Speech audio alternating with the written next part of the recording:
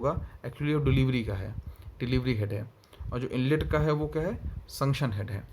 ठीक, अब बात कर रहे हैं टोटल हेड के लिए, HM, HS और HD, यानी संक्शन हेड और डिलीवरी हेड प्लस फ्रिक्शन, यहाँ पे फ्रिक्शन भी है, फ्रिक्शन और friction head loss at delivery pipe. HFS का मतलब head friction suction, head loss due to friction in suction pipe, head loss due to friction in delivery pipe, और VD²/2G क्या होगा, velocity of water in delivery pipe. ठीक है, क्योंकि वो आपने फ्लूइड मैकेनिक्स पढ़ रखा होगा, इन और आउट पे जो है, जब वाटर इन होता है, कहीं बेंड होता है, कोई जो है कहीं पे कन्वर्ज होता है, तो उसमें लॉसेस होते हैं, तो ये माइनर लॉसेस में से एक लॉस ये भी है, एग्जिट की वजह से जो लॉस होगा। ठीक है, तो ये हो गया आपके जितने भी हेड वहाँ पे काम करेंगे।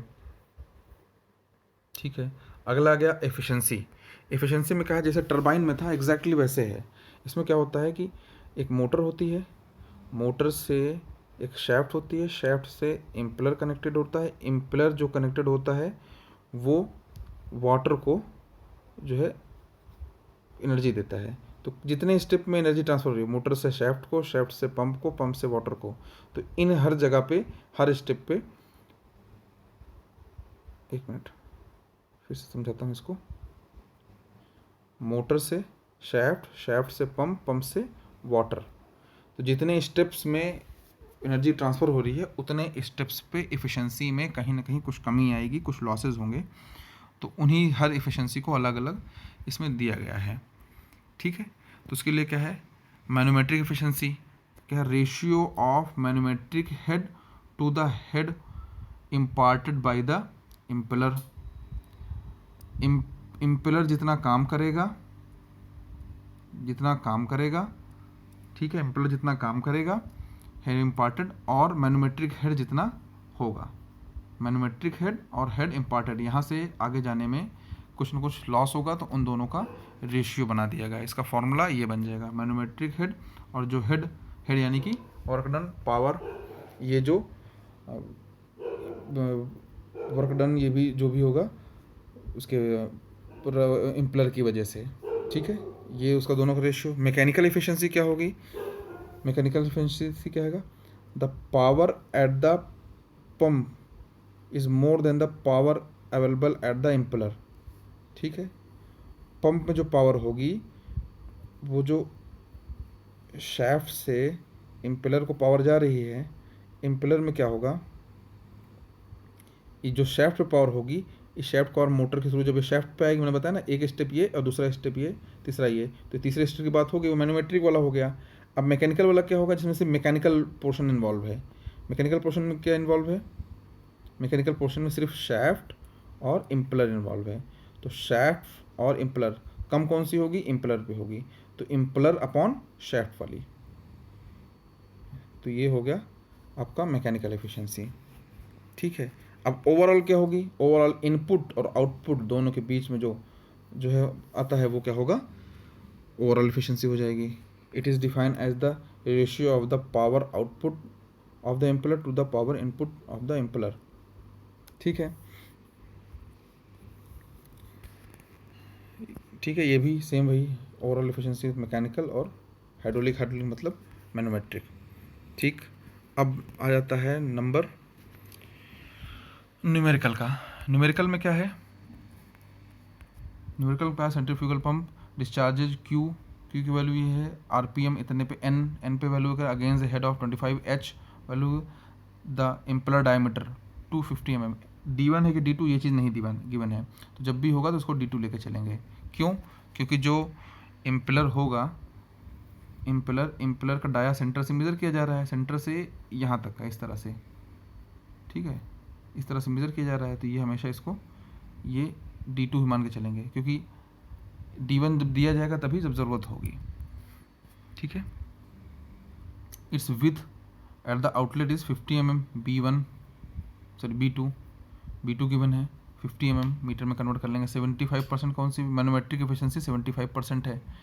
ठीक, फाई निकालना है। ओके, फाई यानी कि अगर हमें यहाँ पे देखो ये जो ट्रायंगल बन रहा है, ये ट्रायंगल बन रहा है, यहाँ पे फाई है ये।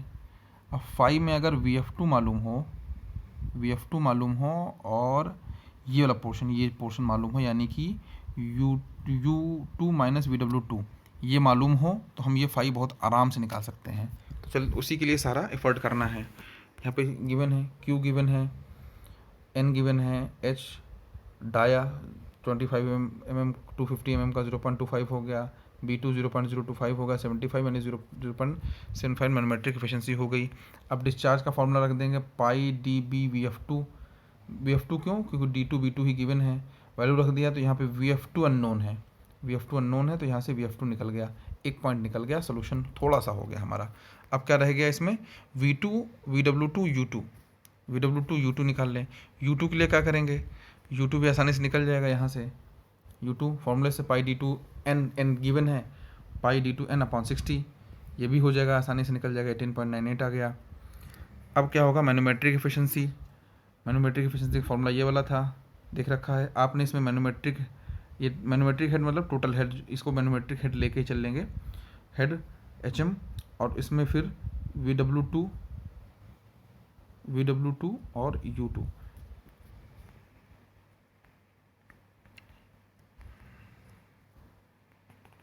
इसमें जो गिवन है U2 कैलकुलेट कर लिया है,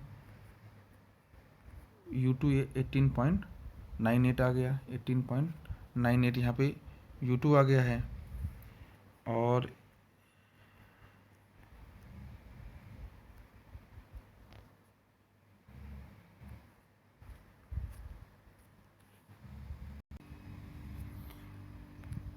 VW2 सॉरी U2 यहाँ पर रख दिया है, ये 0.75 यानी कि ये जो मैनोमेट्रिक एफिशिएंसी आई थी 0.75 यहाँ से निकल के आ गया U2। अब हमारे पास VF2 U2 और VW2 ये तीनों चीज़ें आ गई। तो tan थीटा हम tan फाई लगा सकते हैं इस वाले ट्रायंगल में, इस वाले ट्रायंगल में हम tan फाई लगा सकते हैं।